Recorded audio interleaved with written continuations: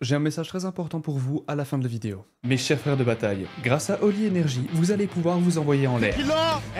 Alors, pas dans ce sens-là, je dis vraiment dans l'espace, hein.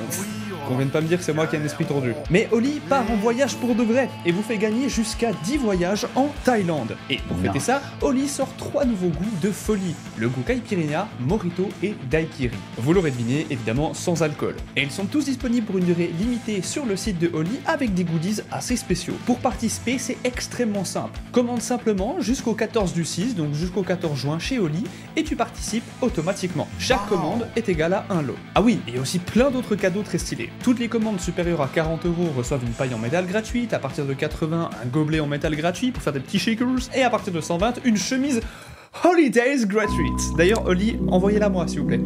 S'il vous plaît, les gars. Holy, c'est les boissons énergisantes, sans taurine, sans sucre et avec la nouvelle caféine cristallisée qui fait effet plus longtemps. Au passage, vous avez aussi des boissons hydratation, parfait pour vos séances de sport, et aussi, évidemment, des petits iced tea. Et c'est bien plus écolo que toutes les autres marques. Alors rejoignez-nous dans la sainte croisade, la sainte Holy, que ce soit sur Terra ou sur les mondes les plus reculés. Holy Energy est le choix des champions de l'Imperium, évidemment. N'oubliez pas, dans ce vaste univers, notre lumière ne faiblira jamais, tant que nous sommes bien accompagnés. Avec Holy.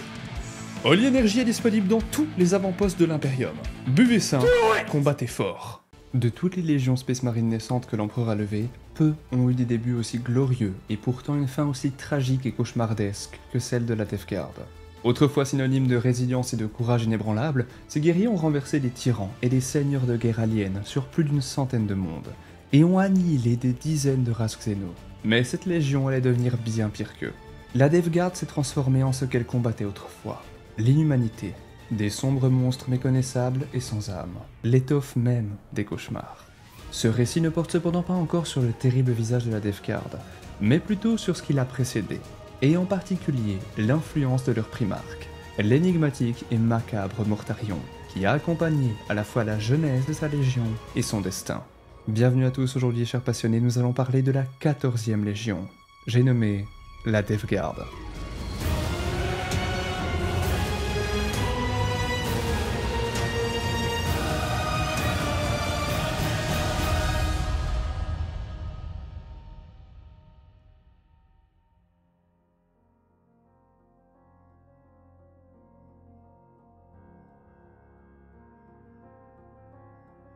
C'est une curiosité de noter que des 8 légions Space Marine qui se retourneront contre leurs frères, 4 d'entre elles avaient jadis su des identités, des traditions et des noms autres que ceux qu'elles avaient lorsqu'elles jurèrent fidélité aux traîtres russes. En cela, elles ont presque été les seules légions à le faire, rappelant à certains la sagesse de l'ancien proverbe otérien. Une veste retournée une fois peut facilement se retourner à nouveau.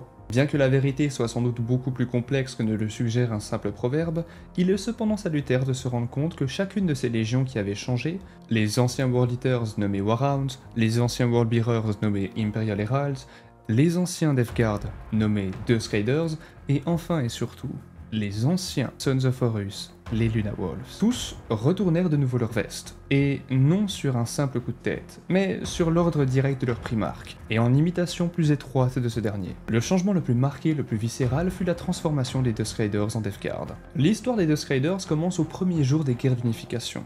Les recrues de base de la majorité des légions initialement constituées provenaient de Terra, et dans le cas de la 14e légion, la majeure partie des recrues intégrées provenaient de la région guerrière de l'ancienne Albia.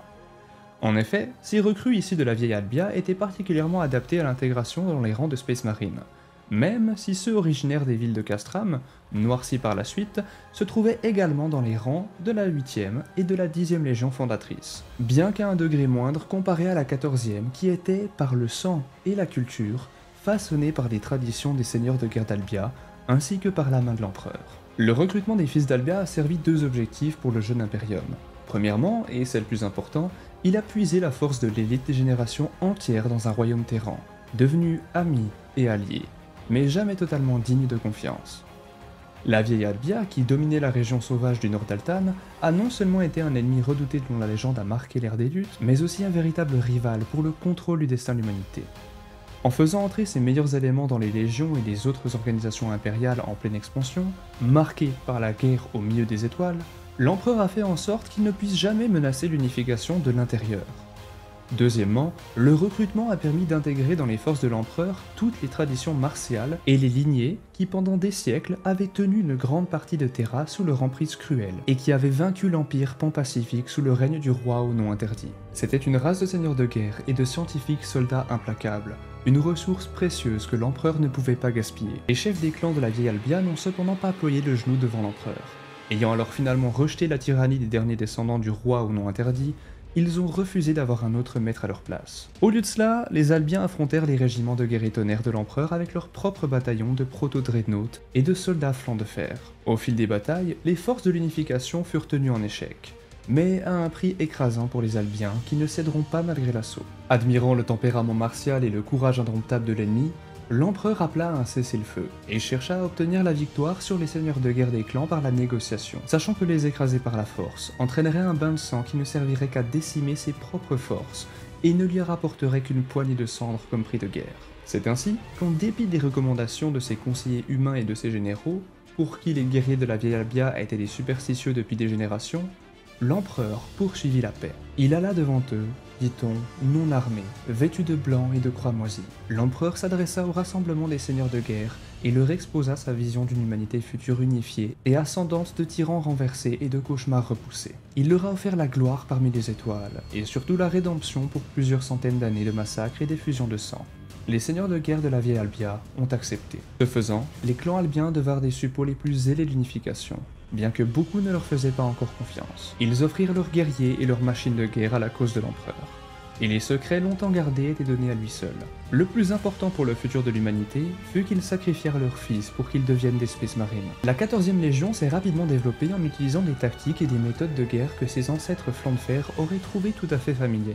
Elle avait un tempérament stoïque et une aptitude génétique dont peu doutaient depuis le début. Opérant dans le rôle de l'infanterie lourde, elle était une experte en matière de survie et d'endurance, et ses membres ont rapidement acquis une réputation de combattants acharnés, mais aussi disciplinés parmi les autres légions nouvellement formées. En défense, elle était coriace et infatigable, capable de résister sans relâche aux tirs les plus violents, et de tenir sa position contre tous les arrivants jusqu'au dernier corps vivant, tout en répliquant si nécessaire. En attaque, elle détruisait systématiquement une cible donnée, s'écrasant sur un ennemi par vagues de corps en armure, excellant dans les combats à distance de tir et l'attrition sanglante. Les armures grises et sans ornement commencèrent à porter des symboles de rang et de décoration, maintenant modifiés, et qui formaient autrefois l'imagerie armoriale des flancs de fer de la vieille Albia. Mais surtout, leurs avant-bras gantelés et leurs épaules droites étaient peints de cramoisi profond en sang séché, symbolisant désormais la main droite rouge de la justice de l'empereur, celle qui avait mis fin au roi au nom interdit. Alors que la 14e Légion combattait dans les dernières batailles de l'unification de Terra et dans les premières conquêtes de la Grande Croisade, elle a reçu son titre de Deux Raiders de la part de ses adversaires,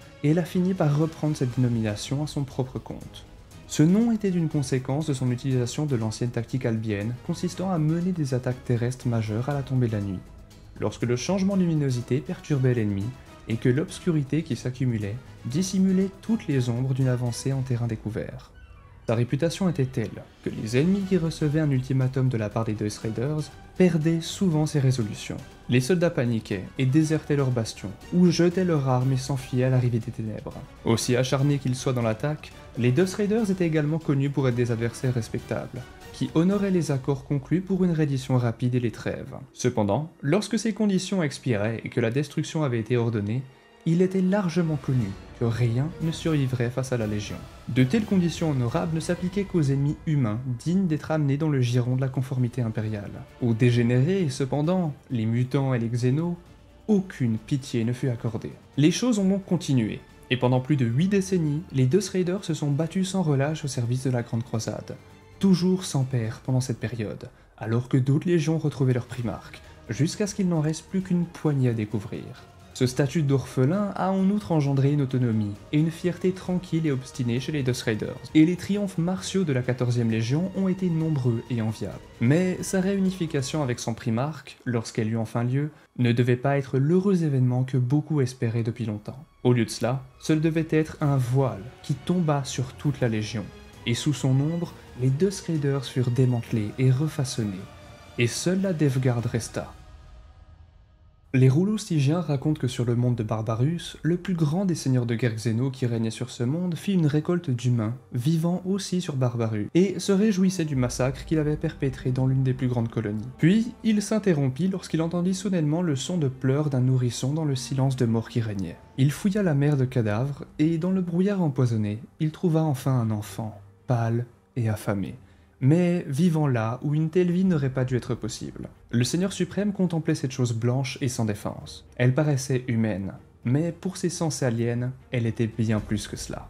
Et il s'est alors demandé s'il fallait mettre fin à son existence, ou alors le garder en vie. Car le Seigneur suprême, comme tous ceux de son espèce, n'était ni vraiment mort, ni pleinement vivant, et il vit dans cet enfant un prix qu'il n'aurait jamais pu avoir autrement. Un fils et un héritier.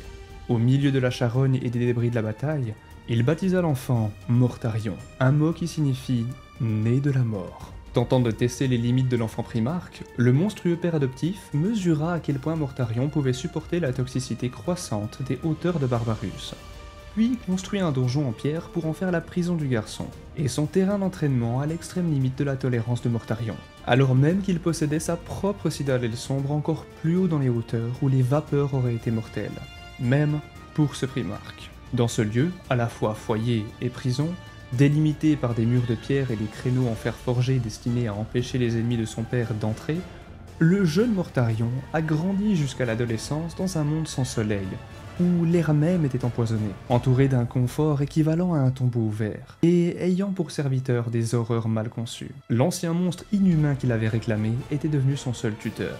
Ici, il a été entraîné à être une arme vivante, à combattre, à commander et à tuer. Quels autres secrets le primarque a-t-il appris de cette race sans nom et terrible qui a maintenu Barbarus en son emprise pendant d'innombrables générations?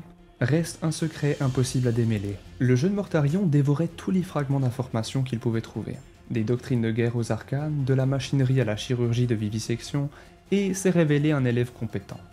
Mortarion fut bientôt soumis par son maître à des tests plus actifs de ses capacités, car les vendettas et les guerres des seigneurs de guerre étaient incessantes et impitoyables, et il rejoignit son maître dans la bataille et dans les moissons, un guerrier fidèle, aux côtés d'un géant. Le temps passa, et Mortarion se développa rapidement, sa force et son intelligence surhumaine fleurissant même dans les environs sans lumière et mortels, dans lesquels il avait été conduit par un destin peu aimable, alors que son esprit naissant avait bientôt l'habitude de poser des questions auxquelles son père adoptif était mal disposé à répondre honnêtement.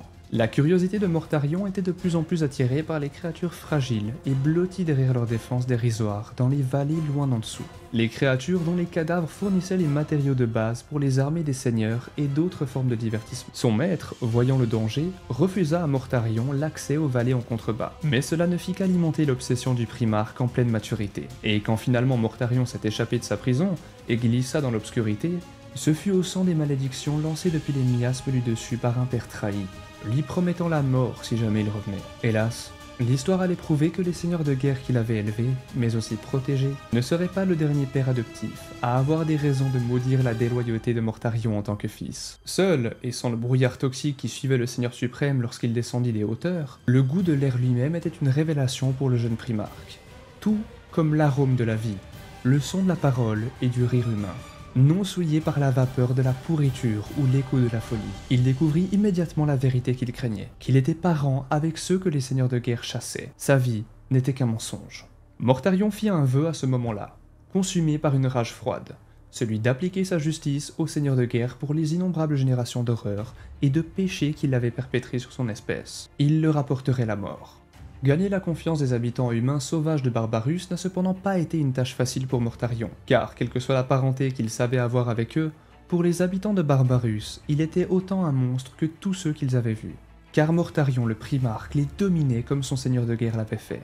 Sa chair était maigre et pâle, et ses yeux noirs creux et hantés par le cauchemar éveillé qu'il avait vécu jusqu'alors. Le fait d'être rejeté et exclu le piqua profondément. Mais Mortarion attendit son heure, utilisant sa grande force et son intelligence pour aider le peuple comme il le pouvait, élevant des murs et travaillant inlassablement les champs pour récolter les maigres récoltes de la colonie, sachant que le moment de faire ses preuves viendrait. Puis, une nuit, alors que l'obscurité tombait, les monstres sont arrivés. Un petit seigneur de guerre et ses golems descendirent sur la colonie dans laquelle Mortarion vivait, et ils venaient pour emporter tous ceux qui ne pouvaient pas fuir et en faire leurs jouets. Les colons ont fait de leur mieux pour combattre les créatures les encerclant, mais ils se savaient condamnés, car cette situation avait eu lieu tant de fois auparavant, et sans meilleure arme que des lames de fer brutes et des torches allumées, ils ne pouvaient guère faire plus que prolonger la lutte avant d'être pris. Mortarion entra dans la mêlée, brandissant au-dessus de sa tête la grande faux à deux mains qu'il s'était fabriquée, dont l'envergure des lames était égale à la taille d'un homme. Il déchira les rangs des non-vivants comme un ouragan, et mit en fuite le seigneur de guerre choqué. Celui-ci se retira rapidement dans le brouillard toxique qui avait été la défense la plus sûre de son espèce contre tous les humains depuis des temps immémoriaux. Mais les roulostigiens indiquent que Mortarion plongea à son tour dans le brouillard à sa poursuite. Il le fit sans se laisser décourager dans les brumes toxiques, et coupa la tête du seigneur de guerre. Il fut le premier de son espèce à tomber au combat face à un homme depuis des générations, mais il ne sera pas le dernier. La victoire de Mortarion lui valut l'adulation incrédule des colons humains, et il est devenu pour eux un prophète sans remords qui leur promettrait la libération des terreurs qui les tétanisaient, et surtout la justice, ainsi que la vengeance. Il est allé parmi eux, enseignant l'art de la guerre et de l'industrie, suffisamment pour les aider à se défendre, et les menant au combat partout où il allait, aussi implacable que la mort elle-même. La légende de Mortarion s'est rapidement répandue dans le sombre monde de Barbarus, et la rébellion des Maras. Et où autrefois les récoltes avaient été des massacres unilatéraux, c'était maintenant de véritables batailles, et de plus en plus souvent des batailles où les humains, aussi rustiques et sinistres qu'ils étaient, remportaient la victoire. Mais la véritable vengeance leur était souvent refusée, car les seigneurs vaincus se retiraient dans le brouillard dès que le danger menaçait. Ils étaient jaloux de leur quasi-immortalité, et risquaient rarement de se faire détruire par leurs jouets vengeurs. Les seigneurs de guerre venant des brumes utilisaient le terme « jouet » pour parler de la population normale et humaine de Barbarus. Il est possible que s'ils avaient mis de côté leurs propres conflits internes, les seigneurs de guerre auraient pu écraser la rébellion en agissant comme un seul corps. Mais leur haine et leur méfiance mutuelle, construite au cours des millénaires, étaient plus fortes semble-t-il, ou du moins plus fortes que leur indignation et leur crainte face à la rébellion et à son instigateur. Avec les pouvoirs obscurs de Barbarus se cachant derrière les remparts impénétrables des brumes empoisonnées, Mortarion voyait que la victoire et la justice ne pouvaient être obtenues qu'en combattant. Son peuple devait être capable d'attaquer les créatures dans leur antre, et pas seulement à se défendre contre leurs déprédations. Mortarion leva alors une armée de guerriers humains parmi les plus coriaces et les plus brutaux de tout Barbarus, et il les a entraînés sans relâche. Il les a équipés de la tête aux pieds de plaques de fer brutes forgées par des forgerons tenaces, et les a armés de lourdes lames tranchantes et de fusils à poudre noire de sa propre conception. À cette panoplie, il ajouta des appareils respiratoires rudimentaires, fruit de son formidable intellect et des efforts des meilleurs artificiers de la planète. Ainsi naquit la première Death Guard, avec son armée à ses ordres. La fois suivante où un seigneur de guerre descendit des hauteurs empoisonnées avec sa horde d'horreurs créée chirurgicalement et ses colosses de chair traînant de tentacules, il serait accueilli par Mortarion et sa nouvelle Death Guard dans une bataille sauvage. La Death Guard a rapidement vaincu l'ennemi, puis l'a brisé, tuant le seigneur de guerre et détruisant son armée de monstres alors qu'il tentait de se replier dans le brouillard toxique, qui régnait dans toutes les hauteurs. Le vent du destin avait enfin tourné sur Barbarus, mais pendant des années, la guerre se poursuivit.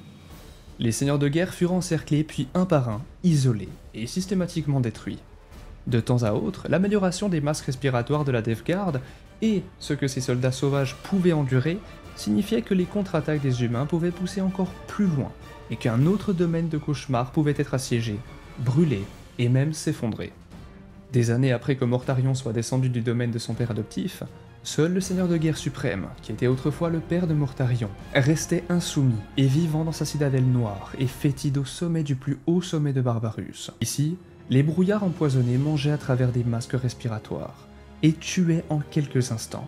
Et même la physiologie du primarque Mortarion ne pouvait rien faire face à cela. Frustré et désavoué, le destin de Mortarion a une fois de plus commencé à échapper à son contrôle de manière inattendue. Car à son retour d'un assaut infructueux et coûteux sur les hauteurs, il trouva sa place de sauveur soudainement usurpée par un nouveau et brillant bienfaiteur venu des étoiles pour délivrer le peuple. L'empereur était venu sur Barbarus. Les roulostigiens enregistrèrent ce qui semblait être un compte-rendu édité et incohérent des relations de Mortarion avec son créateur. Mais il est évident que la première rencontre ne s'était pas bien déroulée. Et Mortarion en voulait à l'intervention et à l'offre d'aide de l'empereur pour tuer le dernier, mais aussi le plus puissant seigneur de guerre, qu'il avait autrefois appelé son père. Il semble que la discorde et le mécontentement aient dominé la réunion, et que les tensions n'ont pas tardé à atteindre un pic. Un pacte fut malgré tout conclu, disant que si Mortarion pouvait vaincre le dernier seigneur de guerre sans aide et de sa propre main, l'empereur acceptait de le laisser seul sur Barbarus et de partir. Cependant, si le primarque ne pouvait pas tenir sa parole, l'empereur ferait ce qu'il n'était pas capable de faire, et Barbarus deviendrait une partie de l'Imperium, et Mortarion lui jouirait sa totale fidélité et obéissance. Sous les protestations de sa première Death Guard, un Mortarion courroucé s'aventura seul dans les hauteurs, résolu peut-être à mourir s'il ne pouvait pas atteindre son but.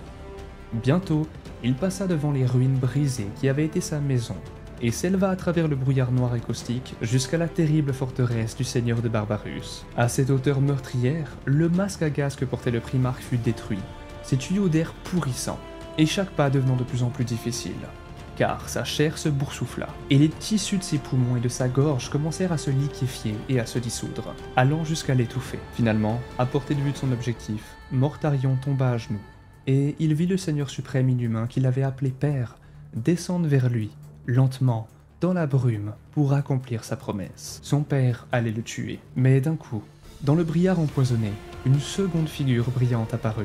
C'était l'empereur qui frappa le seigneur de guerre avec sa lame ardente. Et c'est ainsi que Barbarus fut délivré, et Mortarion sauvé. Ainsi fut condamné Barbarus au jugement de l'histoire future, et Mortarion damné pour ne jamais avoir obtenu sa vengeance, lié par serment au service d'un nouveau père. Ainsi, un primarque retrouva la liberté après avoir fui son premier père, son premier gardien de prison. Puis, il goûta au doux parfum de la liberté. Pendant de sombres années, il bâtit et se battit pour un peuple qui croyait en lui. Mais un beau jour, au sommet de sa grande tour, le primarque tomba sur un nouveau roi doré. Il se retrouva finalement sans une once de liberté. Fidèle à son serment, Mortarion plia le genou devant son nouveau père dès qu'il a été suffisamment rétabli pour le faire. Bien que son dernier acte de défi sur Barbarus lui laissera des cicatrices physiques et mentales qui ne guériront jamais complètement.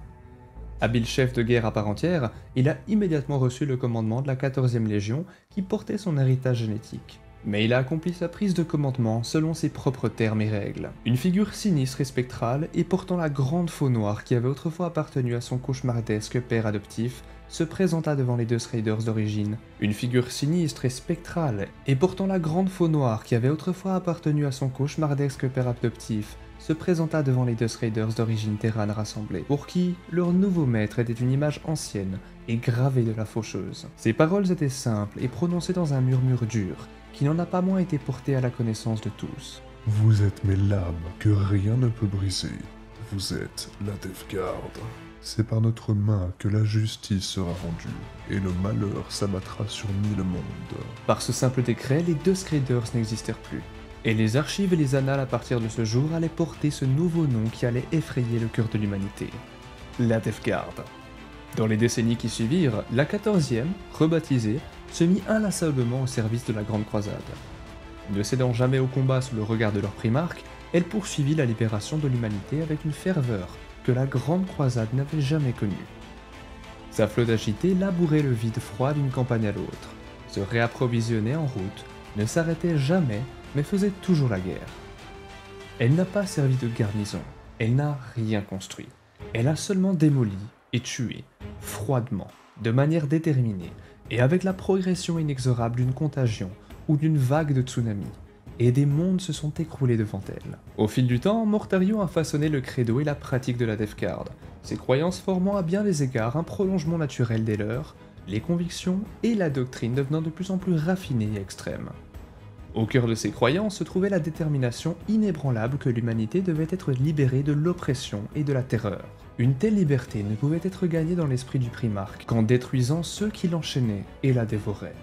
C'était une guerre à mener sans pitié ni limite, sans retenue ni interruption. La bataille pour l'avenir de l'humanité ne pouvait être gagnée qu'en endurant des épreuves aussi terribles soient-elles, et ne se dérobant à aucun acte, aussi sauvage soit-il dans la poursuite de la victoire. Cette seule fin, la libération de l'humanité, selon le credo de Mortarion, justifiait tous les moyens. Des décennies de bataille sans fin ont changé la Death Guard, et avec le temps, les influences terranes sur la Légion sont devenues de moins en moins présentes. Avec la panoplie et les traditions des Death Kaisers et de l'Officio Militaris effacées, au profit du sombre credo de guerre de Barbarus. La céramite nue et grise, ivoire, non peinte que Mortarion avait choisie pour l'armure énergétique de la Légion fut de moins en moins ornée, à l'exception de nouvelles inscriptions, qui faisaient écho à la boue des marais appliquée pour recouvrir leurs plaques de fer des guerriers humains, qui avaient autrefois servi leur primarque sur Barbarus, et qui était dépourvu de l'héraldique plus ancienne et de l'influence terrane. Les stratifications martiales des maîtres de guerre de la Vieille Terre furent également supprimées, et finalement le Librarius de la Légion fut dissous à cause de la haine de Mortarion pour la sorcellerie, telle que celle que les seigneurs de guerre détestés de Barbarus avaient jadis exercée. La Deathguard se souciait peu des emblèmes de rang. Aucun insigne d'honneur ou de bibelot pour commémorer des actes de bravoure n'en valait la peine d'après eux. Au contraire, ce qui se rapprochait le plus d'une décoration chez un Space Marine était le respect qu'on portait aux marques de combat elles-mêmes sur leurs armures, qu'elles proviennent de la lame ou de la balle d'un ennemi, ou des taches corrosives d'un environnement que seul un Deathguard aurait pu endurer. Tant que la plaque de l'armure en elle-même n'était pas compromise, ces dommages étaient laissés sur la Deathguard pour montrer qu'ils pouvaient tout supporter, accentuant l'apparence de plus en plus sinistre de la Légion et sa réputation grandissante auprès de ses compagnons de guerre. Alors que de nouveaux Space Marines arrivaient de Barbarus, le noyau survivant d'origine terrane devenait une minorité, alors que la Grande Croisade se propageait à travers les étoiles avec la Deathguard au premier plan des combats, dans toutes les zones de guerre les plus infernales qu'on puisse imaginer. Bien qu'étant peut-être considéré comme des reliques du passé aux yeux de leur père, le contingent terran est resté une force de vétérans endurcis avec laquelle il fallait compter dans la Légion.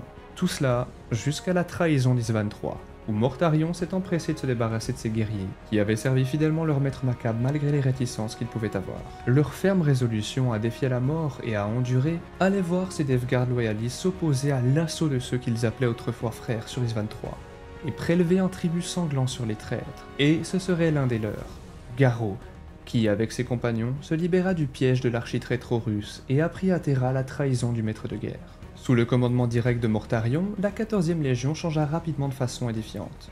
Comme le racontera un itérateur, un catalyseur final fut ajouté à un mélange alchimique, effectuant un changement violent, le transformant en quelque chose à la fois de radicalement différent, mais d'une certaine manière préétabli, voire attendu. La simple présence de leur primarque semblait augmenter et amplifier les caractéristiques qui avaient toujours été présentes chez les Death Raiders à des extrêmes nouveaux et invisibles, alors que d'autres aspects de la nature établie de la Légion se sont totalement effondrés.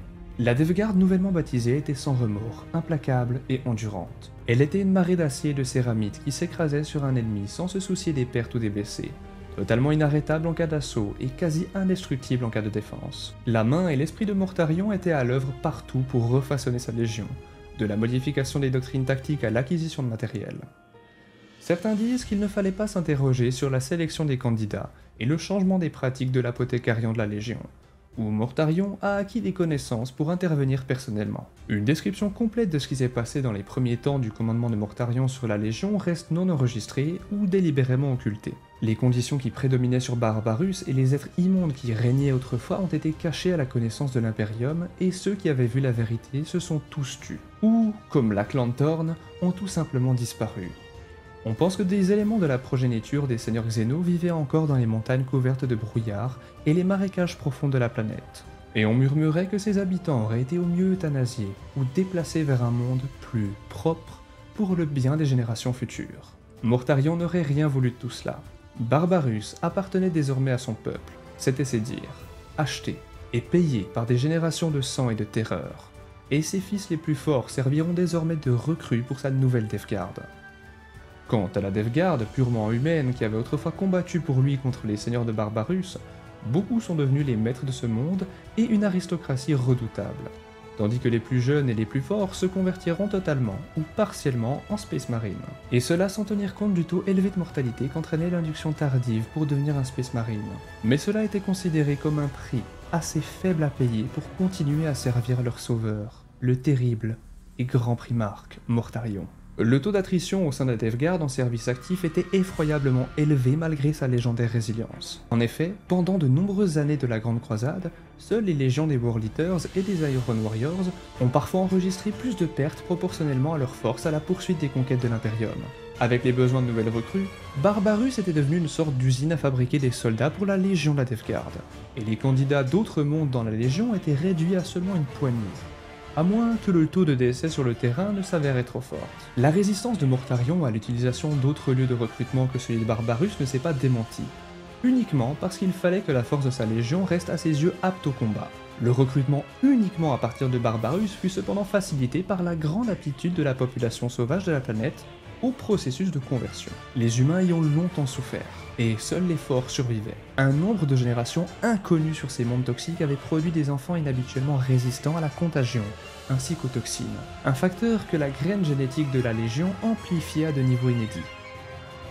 C'est sur la planète sauvage d'Avin que le maître de guerre et sa légion, rebaptisés en son honneur les Sons of Horus, se tournèrent finalement vers le chaos. Horus avait définitivement rompu son allégeance envers l'empereur pour se livrer corps et âme à ses nouveaux dieux, et rallia à sa cause la moitié des légions Space Marines. Au terme de l'hérésie d'Horus, lors du conseil de Charon vint l'heure d'évaluer la responsabilité de chacun dans cette tragédie galactique. Il fut alors établi qu'à la différence des autres primarques, Horus n'eut pas besoin d'avoir recours au rituel du chaos pour convertir la Death Guard.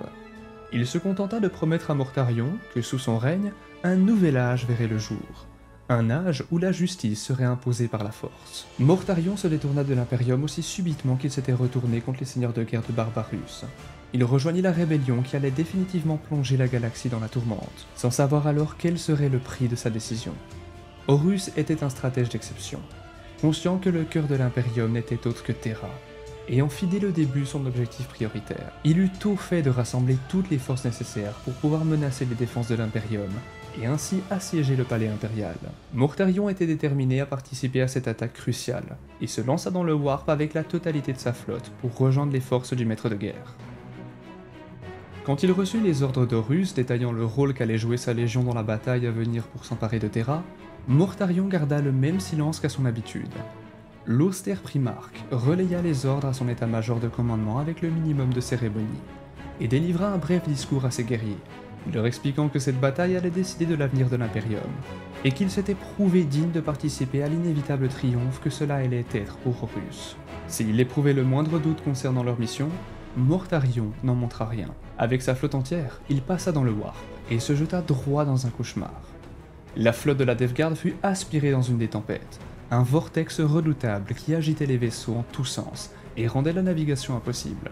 Tous les efforts frénétiques des navigateurs et des timoniers pour stabiliser les nefs furent vains, et il n'eut rien à faire d'autre que d'essuyer la tourmente, en espérant que la flotte ne finirait pas dispersée partout dans le Warp. La tempête finit par s'apaiser, et la flotte se retrouva éparpillée, ses vaisseaux dérivant dans l'immatérium, incapables d'y trouver leurs repères. Alors, le destructeur fondit sur eux et les changea jusqu'à la fin des temps. Pour Mortarion et les Space Marines de la Death Guard, il n'y eut jamais rien de si terrifiant que l'épidémie face à laquelle même leur légendaire résistance fut impuissante. Il s'agissait là de guerriers immunisés à la maladie, aux contagions, aux toxines et aux polluants qui auraient été fatals aux hommes ordinaires. La pestilence se répandit partout dans la flotte tout entière, germa dans leurs entrailles, boursoufla leur corps surhumain, les transforma en êtres difformes, horribles et purulents, les corrompit de l'intérieur et les rendit immondes à contempler. Chaque minute les voyait de plus en plus malades. Leur incroyable constitution devint leur pire ennemi, alors que leur corps refusait de mourir et que leur macabre transformation les faisait souffrir le martyre. Ce qu'endura la Death Guard était inimaginable, et nul ne souffrit cependant autant que Mortarion lui-même. Pour le primarque, ce fut comme s'il se retrouvait à nouveau au sommet des montagnes de Barbarus, s'abandonnant au poison, sans l'évanouissement pour lui accorder sa miséricorde, et sans que l'empereur ne vienne à son secours comme il l'avait fait tant d'années plus tôt. Que perçut-il durant ces heures terribles? La perte de ce qu'il avait autrefois défendu?